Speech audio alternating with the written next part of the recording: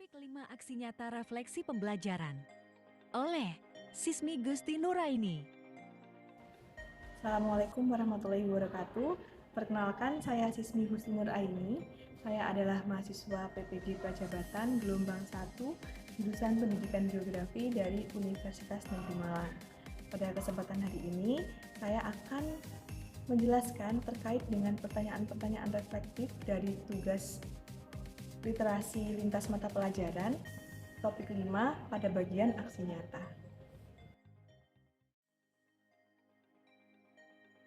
Pemahaman baru apa yang Anda dapatkan setelah mempelajari konsep reflektivitas? Baik, terkait dengan konsep refleksivitas pada topik 5 ini, saya merasa bahwa konsep refleksivitas ini sangat berguna untuk program literasi yang akan saya jalankan pada peserta didik saya ke depannya. Jadi pada konsep refleksivitas ini, saya melihat pengalaman pribadi saya saat saya melaksanakan kegiatan literasi sejak saya kecil pada saat taman kanak-kanak mulai belajar membaca sampai sekarang. Seperti itu.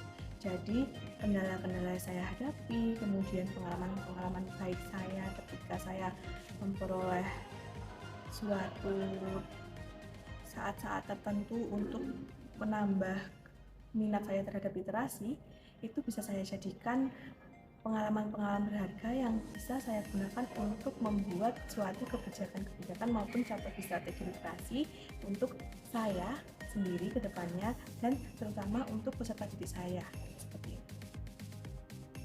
Seperti contohnya, dulu ketika saya masih mengawali kegiatan literasi saya, yang mana pada saat dulu saya itu adalah seseorang yang sangat malas membaca. Saya lebih suka untuk melihat video, kemudian saya lebih suka untuk mendengarkan, namun saya sangat malas sekali untuk membaca. Tapi saya berusaha untuk keluar dari zona nyaman saya. Dan yang saya lakukan adalah saya memulai membaca pada bacaan-bacaan yang sederhana menurut saya. Jadi saya memulainya dengan membaca cerpen, kemudian saya juga memulai dengan membaca informasi-informasi dari majalah yang saya sukai, misal terkait dengan film yang saya suka, kemudian musik yang saya suka, kemudian dari artis-artis maupun band-band yang saya suka. Dan kemudian setelah saya sudah merasa cukup dengan bacaan yang menurut saya sederhana tersebut, saya memulai untuk keluar dari zona nyaman saya lagi. Jadi saya memulai untuk membaca yang menurut saya memerlukan sebuah pemikiran dari saya ketika saya membaca.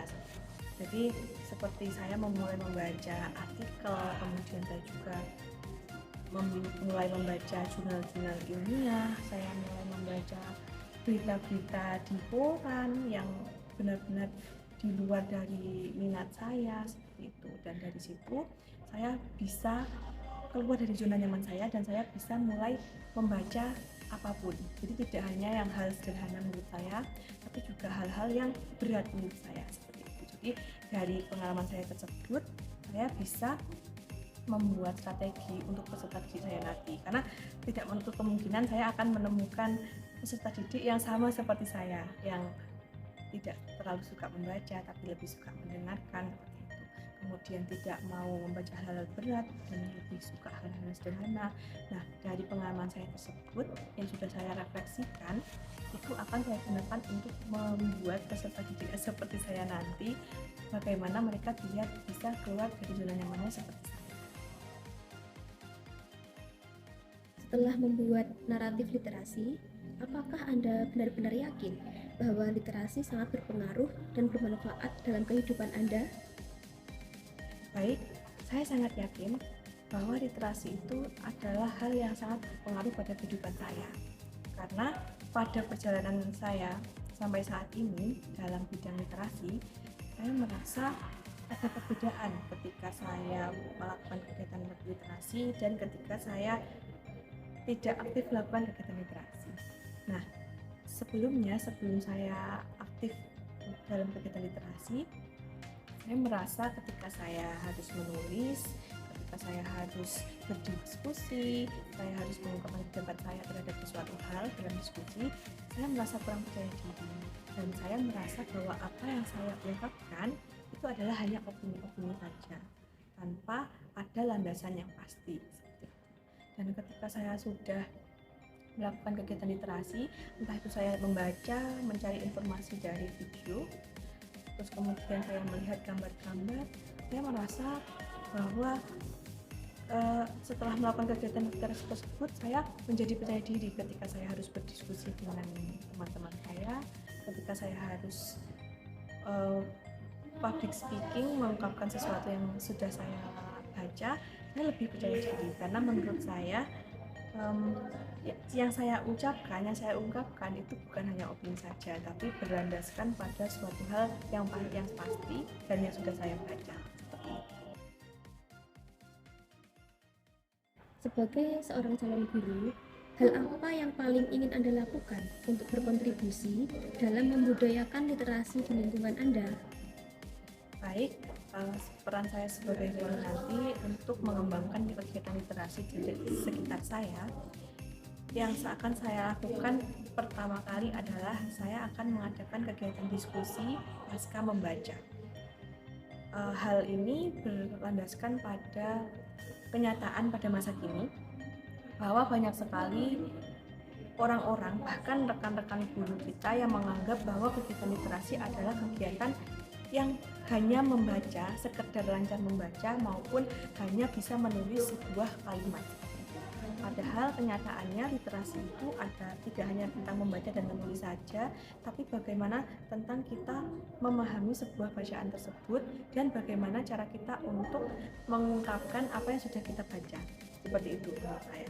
Jadi di sini saya nanti akan membuat sebuah program diskusi, sebuah kegiatan diskusi dalam satu sekolahan, yang mana setelah siswa-siswi membaca, mereka akan diadakan kegiatan diskusi bersama guru penanggung jawabnya. Jadi untuk alur kegiatannya saya gambarkan secara sederhana seperti ini. Yang pertama, dalam satu sekolahan, seluruh peserta didik akan diadakan tes diagnostik. Nah, dari tes diagnostik tersebut nanti akan muncul minat apa yang peserta didik sukai dalam membaca buku maupun mencari informasi dari video maupun dari podcast seperti itu.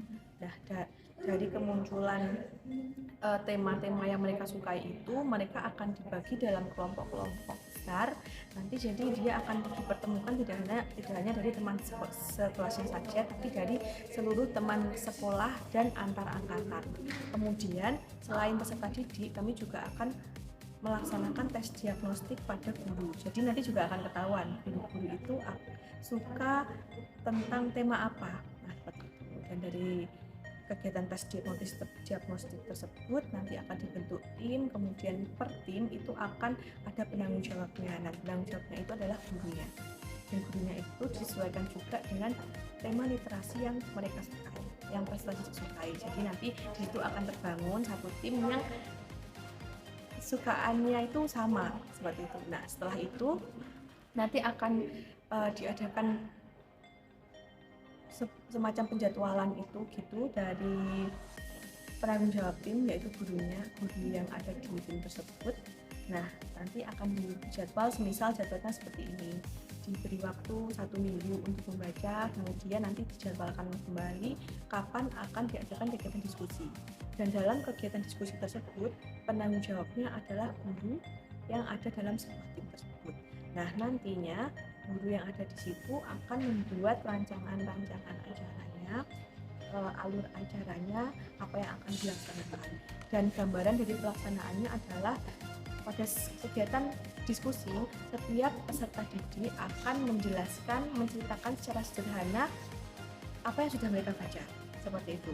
Kemudian setelah semuanya sudah menceritakan apa pengalaman mereka terhadap yang sudah mereka lakukan, guru akan memimpin untuk melakukan kegiatan diskusi. Nah, di sini guru bertanggung jawab untuk memastikan bahwa seluruh siswa terlibat aktif dalam diskusi ini. Jadi setelah diadakan kegiatan ini, nantinya akan diadakan refleksi juga yang digunakan untuk memperbaiki kegiatan selanjutnya.